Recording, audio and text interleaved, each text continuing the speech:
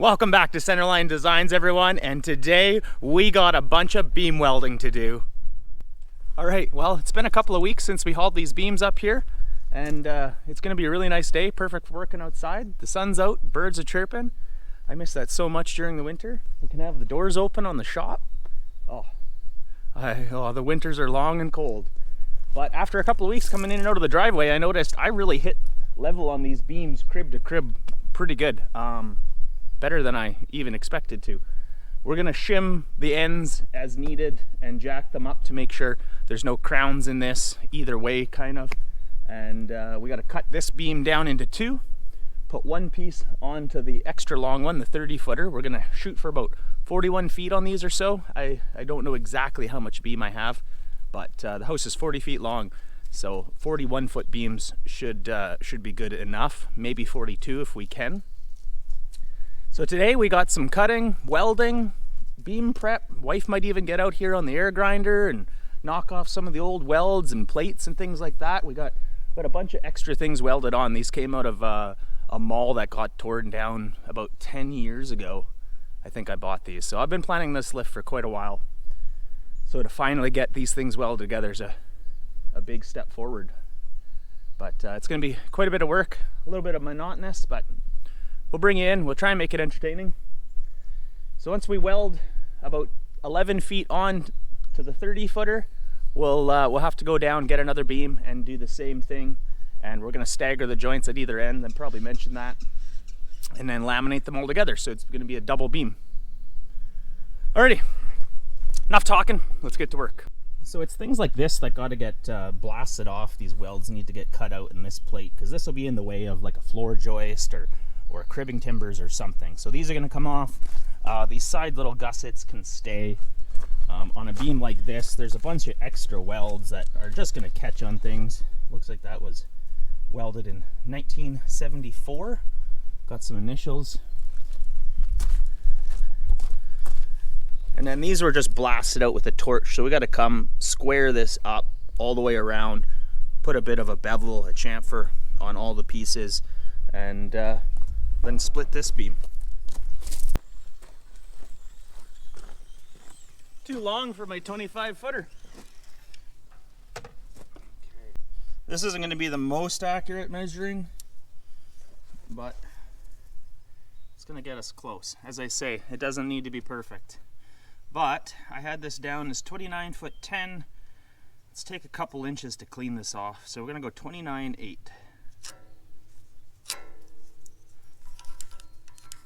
29 foot 8 inch.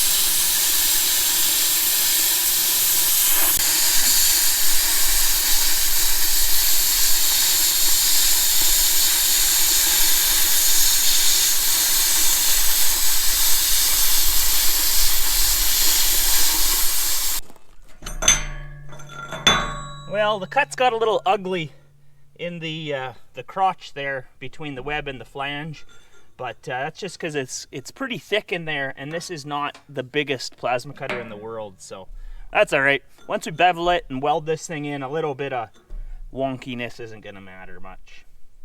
Okay, these are officially 2 beams, hopefully. Let's pick this one and get it out of our way.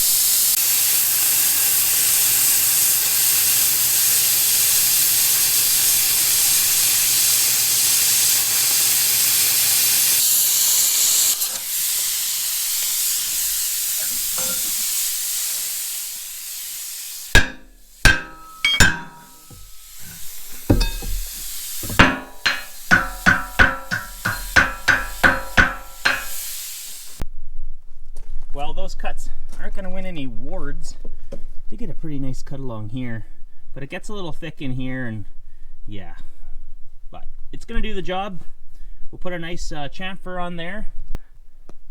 Well, this is not easy to video out here with this sun. Everything's shadowed so much, but we're not going to win any awards on those plasma cuts there. They're a little rough, but they'll do the trick. I was getting everything set up for grinding to start cleaning up those ends and prepping them for weld and everything, and I wanted to use this nice 6-inch air grinder that Devin, a coworker, gave to me. I went ahead and bought a bunch of extra discs and stuff for it, but I just tried a little test there, and running it on my 3/8 airline, I overlooked that. It does not have enough CFM. It just wants to stall it out. So I do have one larger airline, but it's not long enough to get over here. So I'm gonna have to run my 5-inch electric, which, I mean, it'll do the trick. These are just a little nicer and can hog material a little faster. So I want to keep going on this, so we're just going to have to power through and suffer with that 5-inch electric. Let's get on to grinding. Yay.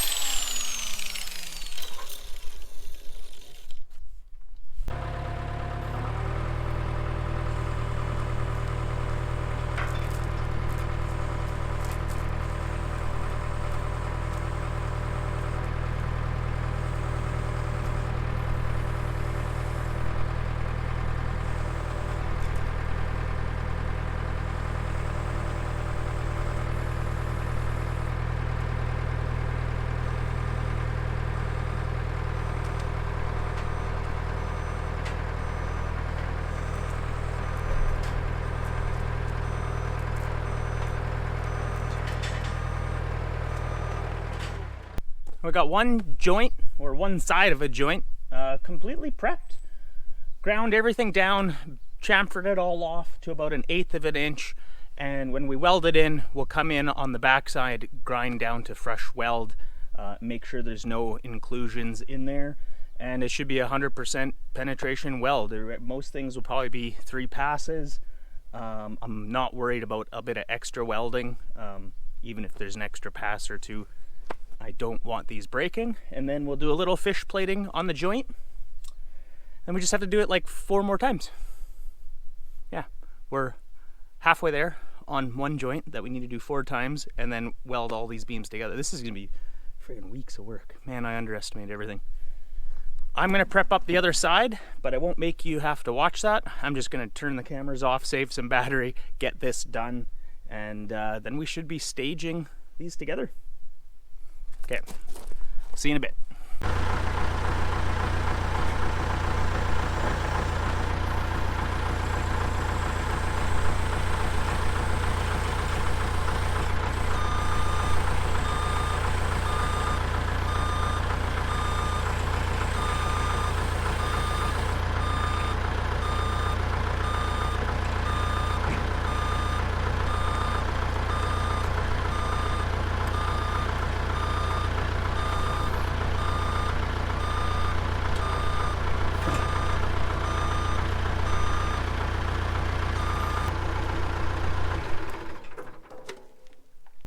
I even got wifey out here helping me. Cleaning up those beams, it's good. But we just line this up very roughly. Clearly have some shimming and straightening to do. It's not gonna be all that exciting, so I'll show you a little bit, but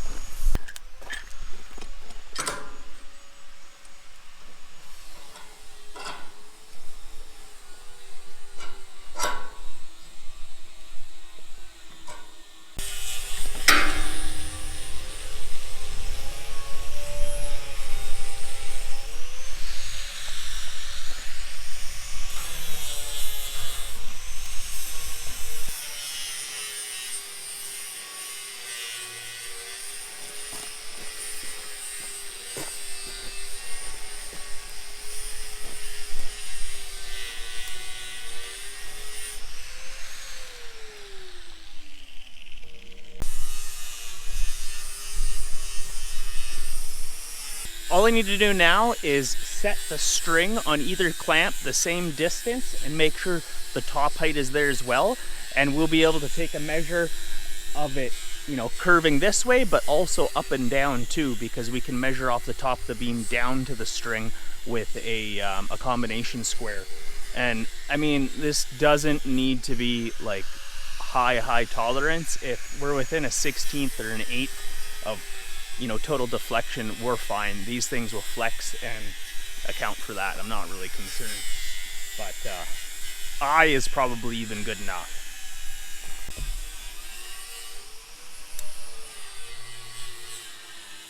Okay. Set this end.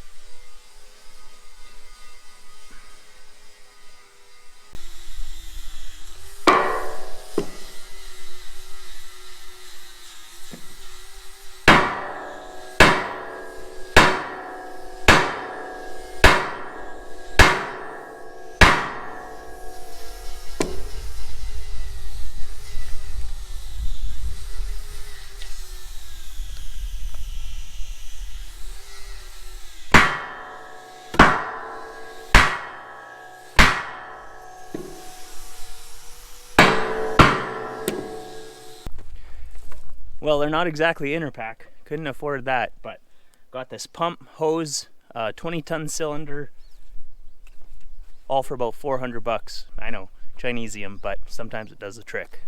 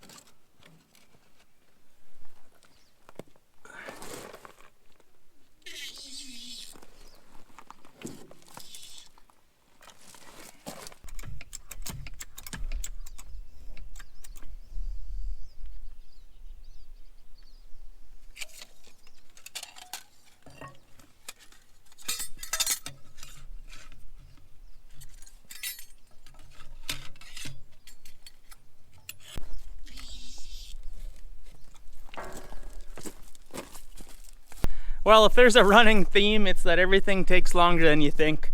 I had to adjust this beam a couple of times, but we have it pretty nice now. Just an ever so slight little gap in there. Not that a 2-foot square is going to tell you too much, but we got it pretty nice and true. These beams are slightly different. I guess I had a bit heavier one, which is fine, but it makes for a little bit of an interesting joint. Now, before I go ahead and start welding that in, I need to do a practice joint myself. I'm going to take a couple of the little offcuts there and just figure out my welder settings and make sure I'm happy with that, and then we'll start welding. I don't know if that's going to happen today or not. This is almost a whole day of prep, but it is the first one, so the next 3 should go a bit faster, I suppose. I got a little bit of a system down, but yeah, I'm just making sure I take my time because there's no point in rushing this step. Okay, I wanted to bring you back in here. I think I'm going to wait for the weld the actual joint until tomorrow, but I did a practice with a piece of scrap, and that is the result. Hope you can see it there. Laid in like butter. I'm really happy with that. I think there's going to be no issue. I'll probably take that, cut it, bend it, see if there's any kind of cracks developing. I am running an 045 wire. It's a dual shield, so there's flux in the wire, but it's also backed up with gas.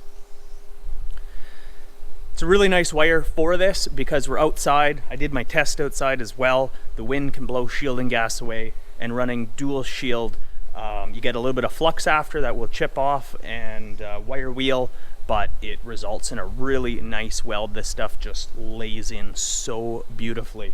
And I welded from the one side, the inside, and then I used the angle grinder to with the zip disc to cut into that new weld laid in. I'm pretty confident that's 100% penetration. As I say, we're also going to fish plate this as well. Yeah, there's no real complaining about that, I don't think. On the actual welds, I'm going to put runoff plates so that we don't deal with a start and a stop at the very ends.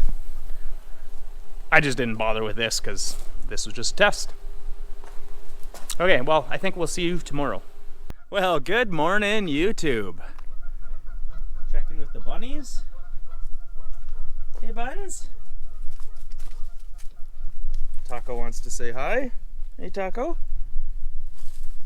They're not worried about him at all. Yeah, they're starting a new hole. They had a tunnel back there for most of the winter. It went 10 feet back, but it's flooded and froze now. So they're working on another one. Hey, Gaju?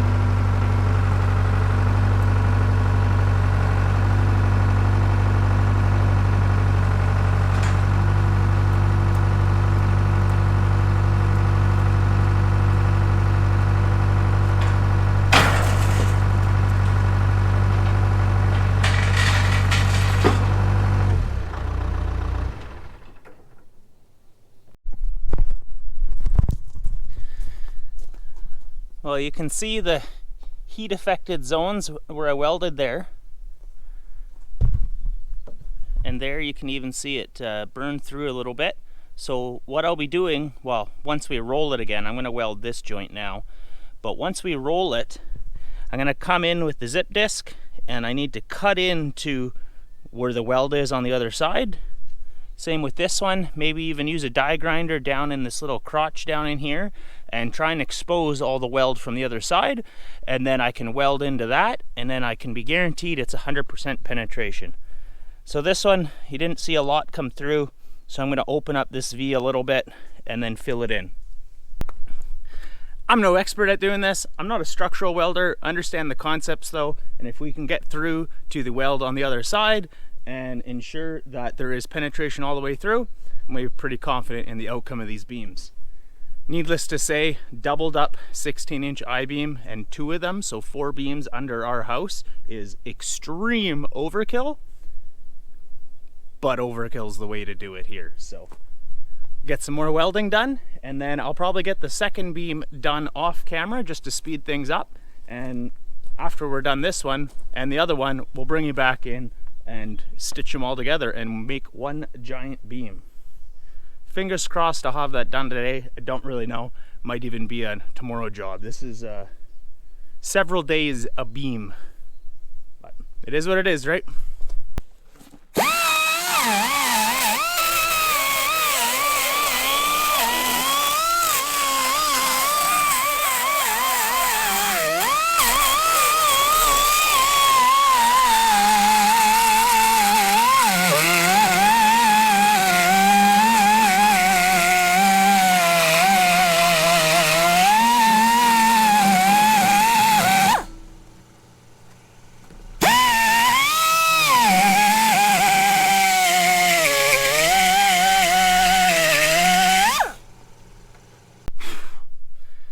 Well, I won't try and go into the details too much, but I had to carve into this weld here. I was just playing around, and you can see there was a black line in there, and that was still just slag from the underside of this weld. And I dug in until we got all that out.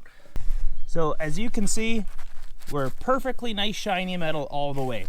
So as we weld in there, that should fill in really nicely. The only thing I need to do is, these are a little too close, so I need to gap this out.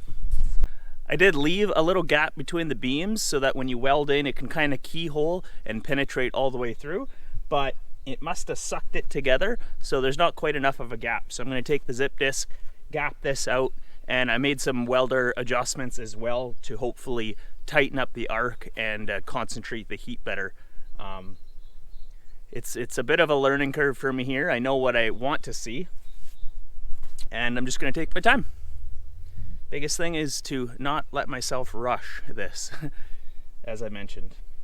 So anyways, I'm going to go ahead, gap that out a little bit more, and then we'll try laying in a bead and flip it and do the other side.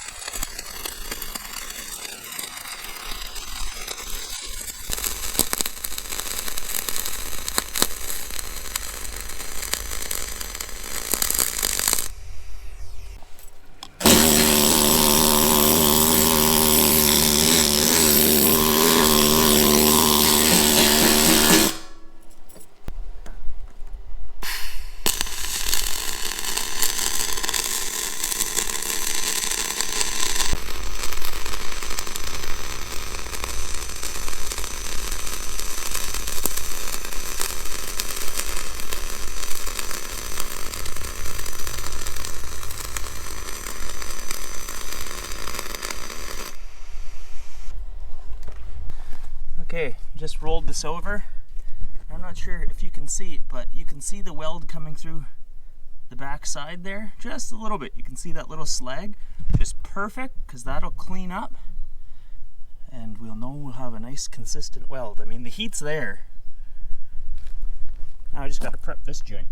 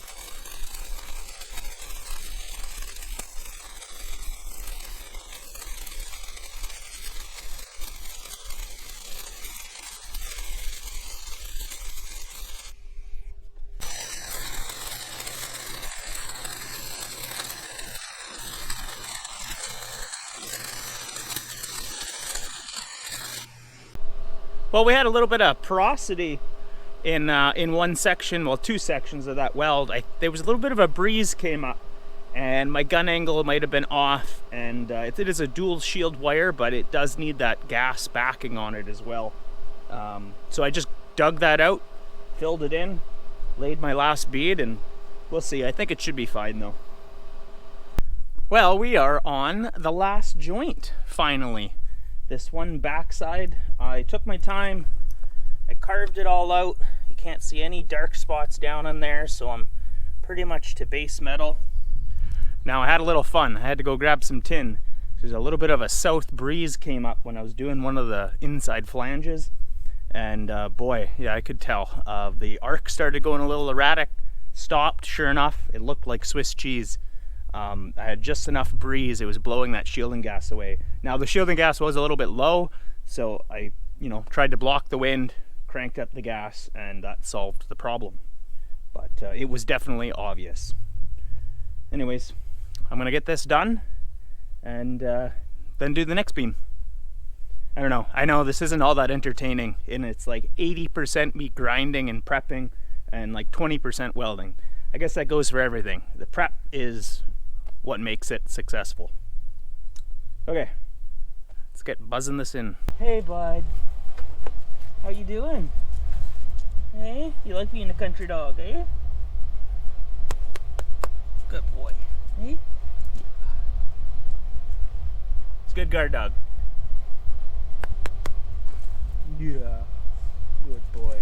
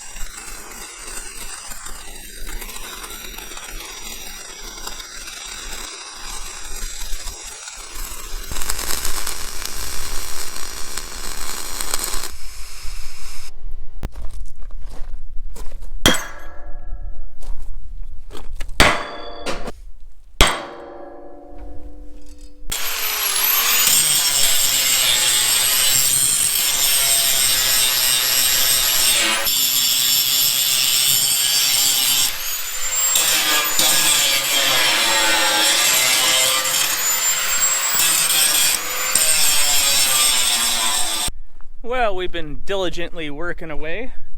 We got that first beam put on the other side of the driveway, and then we got another beam hauled up and the other half section all weld prepped. Everything's ground out, ready for welding tomorrow. I'm just gonna call that it for today. I feel like going to take a break, have a beer and some dinner, and we'll be back at this tomorrow. Maybe we'll get it all done. It's a big maybe. Well, that tomorrow never did end up happening. It was a pretty rainy, blustery day and was just not the right conditions to get out here and finish welding that second I-beam together. That's okay. I'm working on editing this video up and it seems that we've gotten pretty long, so I'm gonna leave this here, break it into 3 parts. In the third part, we will get that second beam completed. We'll get the 2 beams stitched together to make one of our house lifting beams. I'll get the second one done off camera because it'd be a complete repeat, but then we'll also get these staged up on the yard. We'll see if our Swinger 3000 wheel loader can lift these 3,000 plus beams around. I don't even know if it can. Hopefully it can. Otherwise, we might have to make up a wheel dolly setup and kind of turn the beams into their own trailer in a sense. But we'll leave it here. I hope you enjoyed this video. I'm really excited with the progress. Everything seems to be working out just as I planned. You know, a little bit of experimentation here and there. And yeah, thanks so much for watching. We'll see you in the next one. Cheers.